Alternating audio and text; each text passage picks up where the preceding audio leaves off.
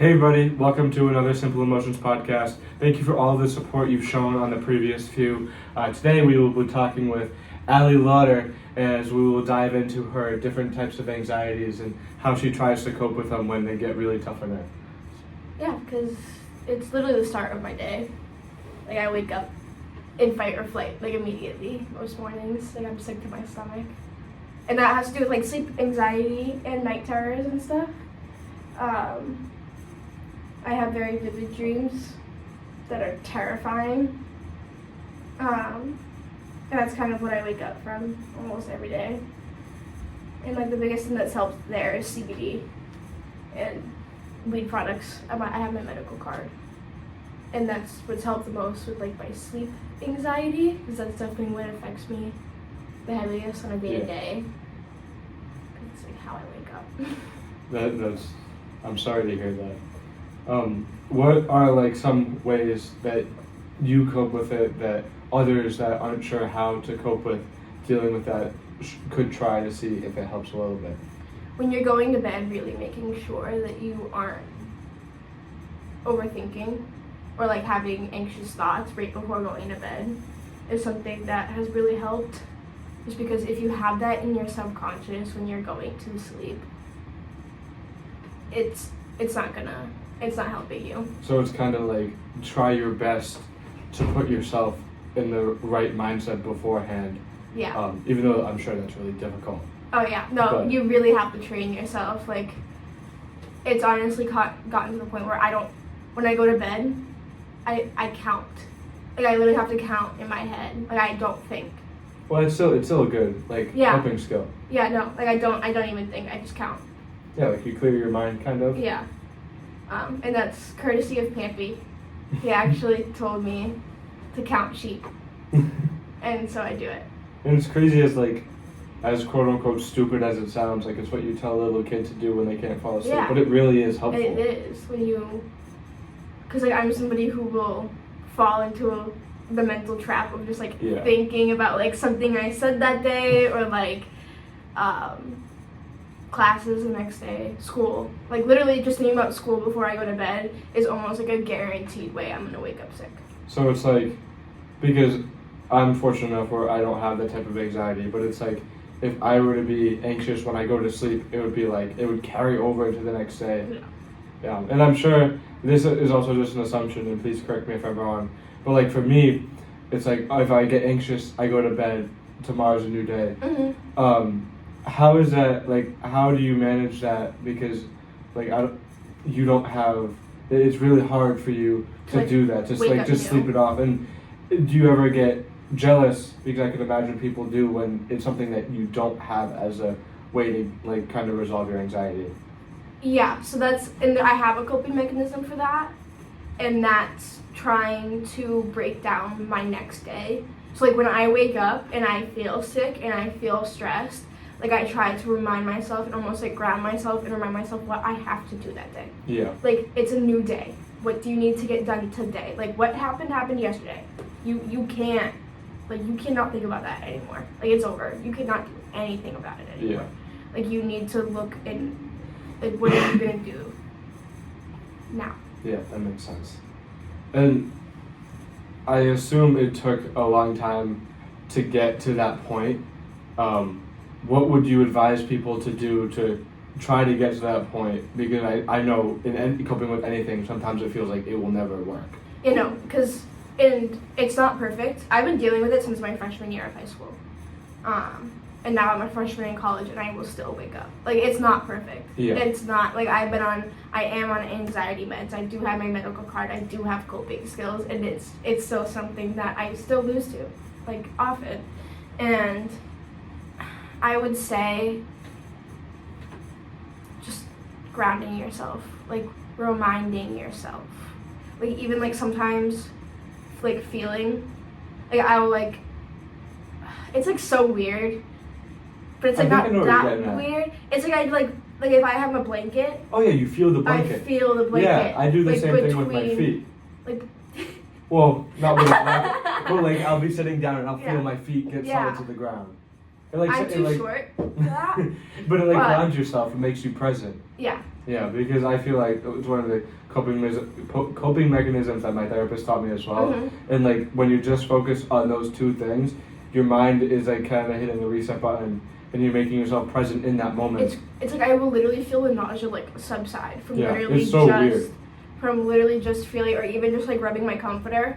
Even if I can't bring myself to bring my hand up, because it literally feels like any movement will trigger a gag or anything. And so sometimes it's just just feeling my pillow, literally just putting myself there even before I open my eyes, because it hits I don't even open my eyes yet, and I'm already trembling. I shake. I literally am thinking I'm dying. Yeah. And I am just waking up. And so just putting yourself there, grounding yourself through touch, reminding yourself of where you are before you even open your eyes is something that's huge. And a cliche thing is always saying start off your day on the right foot. Mm-hmm. How do you try your best to get through the day when you start off so anxious and you don't let that define your day? You know what I mean? I shower it off. Literally. I just have to get in the shower. I mean, some mornings it's tough because I have a 9 a.m. Yeah. And those seem to be the days where my body really wants to get sick, is the days where I know I have to get up and get to sculpture. I need to get up and, go across campus to the sculpting studio. I need to. You need to go. And I'm late a lot because I'm sick. I literally am, in the bathroom, not able to move. And it's kind of just I have to shower off. I used to be a night showerer because I used to think it would relax my body before I went to bed, and that just proved time and time again that showering had nothing to do with it. Yeah. But if I can get up and I'm sick, I can at least take a shower and almost reset. So it's you have one thing that is an action. That's your reset button as well. For everyone else, it doesn't necessarily have to be showering, but for you, showering is that relief. Give yourself a relief right after. Yeah. I tell myself, okay, shower, and then you can have your Celsius, and then you can go to class. You're all right. Yeah. And do you find that routine is good in the sense of you have, it obviously won't be perfect, but you have that one thing that will almost always help you, and so you know how to base, you were saying, set a schedule for your day, but you'll know how to base your day off of your anxiety that unfortunately will happen. Yeah, it's just all about having a relief right after for me. Yeah. And then it's honestly I forget about it. Do you ever, because one of the things I talked about with Sam on the podcast is, since we both are fortunate enough that we never have anything that severe with our anxiety, and then we talked about how there's the stigma and how people have kind of lost empathy. Mm-hmm. They kind of hear you oh, you threw up in the morning, and judge you, think people joke around with me a lot that it's morning sickness. Yeah. Oh, have you taken a test? And it's you're not funny. Yeah. That's not funny. And when you talk about it with people that don't really know who you are and don't know what you go through, is there ever that initial stigma of judgment that they have for hearing it for the first time? Generally? A lot of confusion. Yeah. Here, actually, I realize that a lot of people have the same problem. I've talked to my friend Liv, and she's no, yeah. My friend Anna has the same thing, but hers was almost something traumatic happened, and it triggered it, while mine was almost just high school. Yeah. And it could be from anything too. Yeah, it just is so random for everybody. Yeah. But then some people will just never feel it at all with their anxiety. But for me, it's so in my stomach.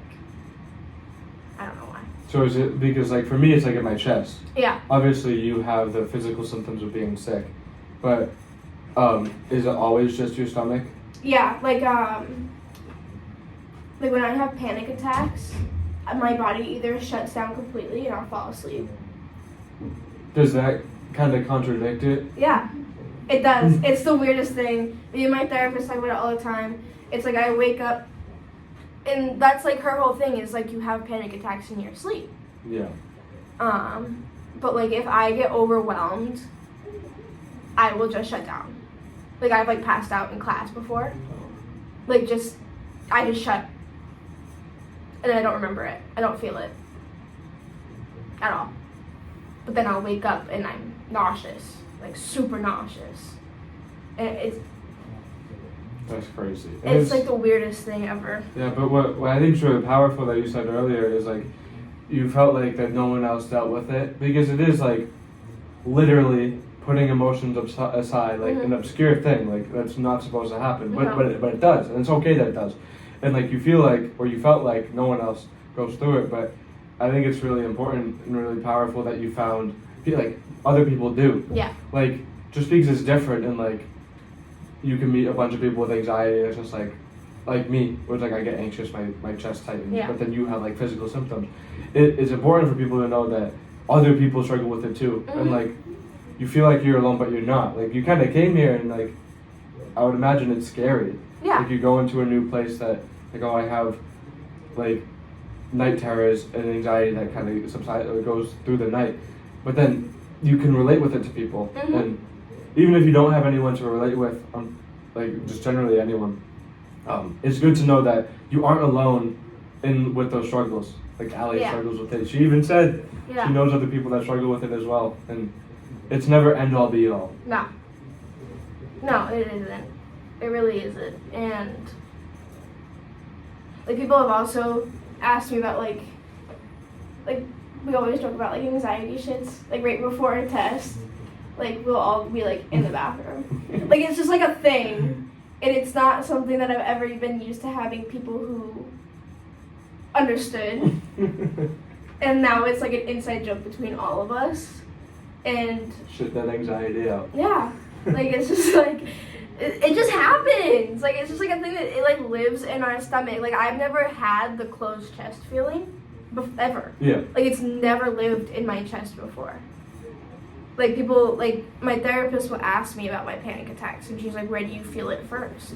And I'm like, honestly, behind my eyes and in my stomach.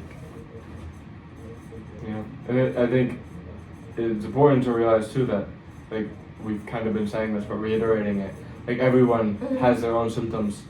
Like right now, my chest is tight because this makes my anxiety go up because it's uncomfortable. But like it's important, and I'm happy that you're sharing it as well. Yeah. But like, I don't know. I've never experienced what you've experienced, and you've never experienced what I've experienced. But what's kind of cool at the same time is we both know anxiety. Yeah, we both know our spiraling thoughts. And we both can relate, and that's another thing, going off the point we made previously of like you're not alone, is even if it's different, anxiety is anxiety. Yeah. It's gonna tell you stupid little thoughts that feel like they're real, and almost everybody has had it at one point. Yeah. It's weird. Like my separation anxiety will tell me that, like my best friend Maria lives now in Vermont. She goes to school out there, and she's been my person since the 7th grade.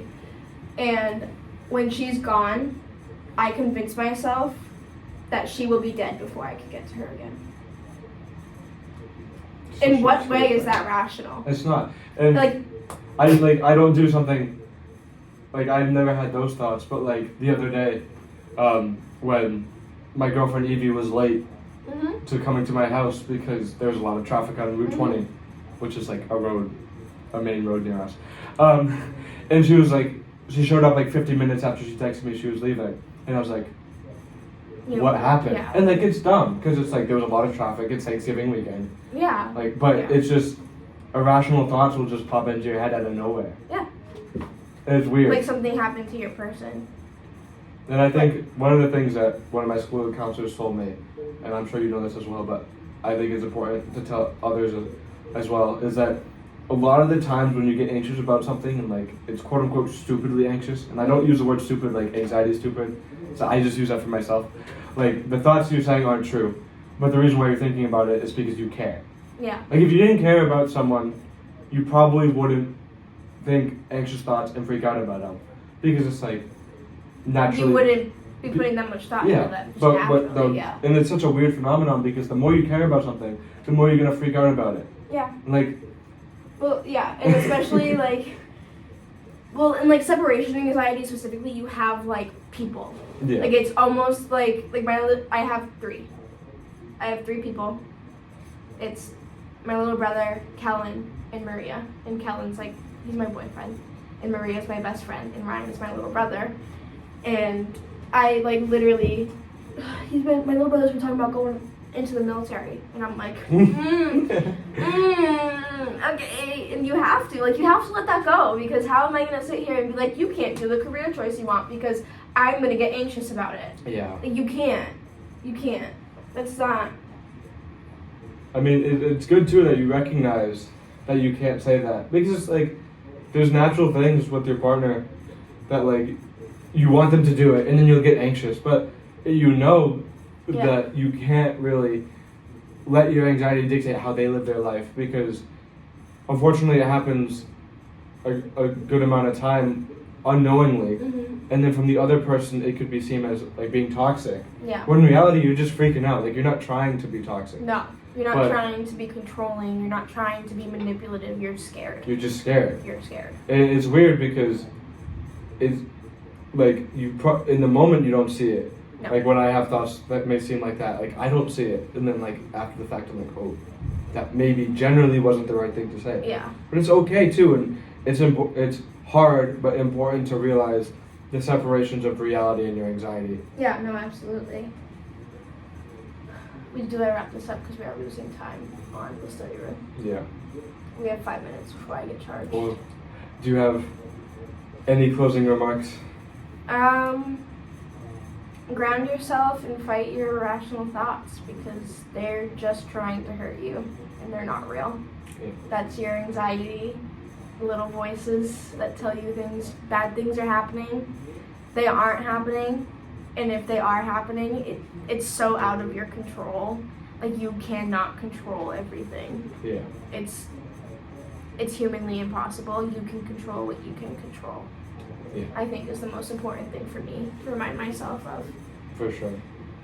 Well, thank you so much for sharing that. I know that's really difficult, but I'm sure it will help a lot of people hearing that and just like hearing more people go through something similar that they've gone through.